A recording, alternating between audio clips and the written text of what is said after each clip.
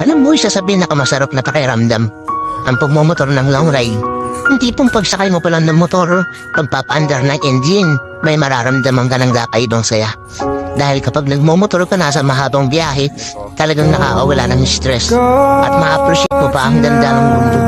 Hindi pong habang nagmumotor ka, masasabi mo na lang sa sarili mo na, wow, ang sarap palang mabuhay. Ang ganda pala ng mundo. Lalo na kapag ang patakbo mo ay chill lang. I-enjoy mo lang talaga ang moment. Madami kasi tayo kanya-kanyang problema sa buhay mo pa ang ganda ng mundo. Hindi pong habang nagmumotor ka, masasabi mo na lang sa sarili mo na, wow, ang sarap palang mabuhay. Ang ganda pala ng mundo. Lalo na kapag ang patakbo mo ay chill lang. I-enjoy mo lang talaga ang moment. Madami kasi tayo kanya-kanyang problema sa buhay Pero pag nagmumotor ka na, makakalimutan mo ang problema mo. Lalo na kapag maganda ang view, maganda ang kalsada, tapos di mo namamalayan, nagkakaroon ka na pala ng positive mindset.